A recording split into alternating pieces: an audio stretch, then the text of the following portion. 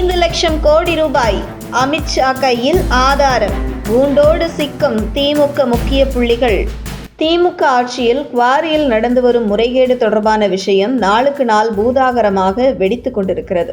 இதில் அமைச்சர் துரைமுருகனின் வலதுகரம் என்று சொல்லக்கூடிய குடியாத்தம் குமரன் என்பவர் 2 வருடத்தில் மட்டும் சுமார் 60,000 கோடி ரூபாய் குவாரிகள் மூலம் கொள்ளையடிக்கப்பட்டதாக தெரிவித்து மிகப்பெரிய பரபரப்பை ஏற்படுத்திய நிகழ்வும் அரங்கேறியிருந்தது. இந்த நிலையில் குவாரிகள் மூலமாக வருடத்திற்கு சுமார் 1.5 லட்சம் கோடி ரூபாய் வரை வருமானம் ஈட்டப்பட்டு வருவதாக பரபரப்பான தகவல் வெளியாகியிருக்கிறது. வரும் சட்டசபை தேர்தலுக்கு திமுகவின் தேர்தல் செலவுக்கான கஜானாவாகவே தமிழகம் முழுவதும் இயங்கும் கல்குவாரியை பார்க்கப்படுகிறது. தமிழகம் முழுவதும் கல்குவாரிகளில் இருந்து ஒரு குறிப்பிட்ட தொகை முதல் குடும்பத்திற்கு கப்பம் கட்டுவதற்காக கூறப்படுகிறது. இதை தவிர்த்து ஒட்டுமொத்த குவாரிகளிடமிருந்து மொத்தம் சுமார் 5,000 கோடி ரூபாய் தேர்தல் செலவுக்காக வேண்டும் என்று திமுக முதல் குடும்பத்தில் இருந்து உத்தரவு பறந்திருப்பதாக அரசியல் பார்வையாளர்கள் கருத்து தெரிவிக்கிறார்கள். திருநெல்வேலியில் மட்டும் சட்டவிரோதமாக இயங்கிய குவாரிகளுக்கு 250 கோடி ரூபாய் அபராதம் விதிக்கப்பட்டதாகவும், அதன் பின்பு சம்பந்தப்பட்ட IAS அதிகாரிகள் மாற்றப்பட்ட பின்பு அதை 25 கோடி ரூபாயாக குறைக்கப்பட்டு அதையும் தவணை முறையில் கட்டலாம் என்று தெரிவித்தது எந்த அளவுக்கு சட்டவிரோத குவாரிகள் தமிழகத்தில் செயல்படுகிறது என்பதற்கு எடுத்துக்காட்டாக விளங்கியது.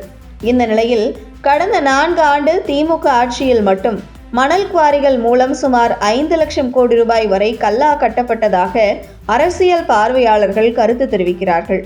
கிருஷ்ணகிரியில் இருந்து கனிம வளங்கள் ஒசூருக்கு கடத்தப்பட்டதில் மட்டும் சுமார் 25,000 கோடி ரூபாய் வரை வருமானம் ஈட்டப்பட்டதாக கூறப்படுகிறது. மேலும் சபாநாயகர் அப்பாவு சொந்த தொகுதியான ராதாபுரத்தில் மட்டும் 20க்கும் மேற்பட்ட சட்டவிரோத குவாரிகள் செயல்பட்டு வருவதாகவும் கூறப்படுகிறது.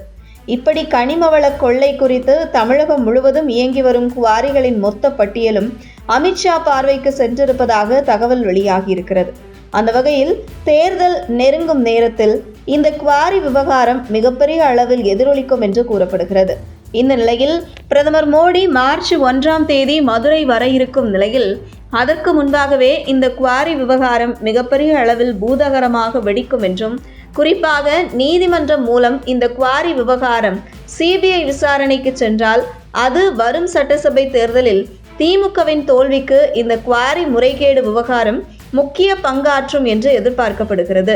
மேலும் குவாரி கொள்ளையில் திமுக முக்கிய புள்ளிகள் பலர் பெயர்கள் அமித்ஷாவின் பார்வைக்கு சென்றிருப்பதாக தகவல் வெளியாகியுள்ளது.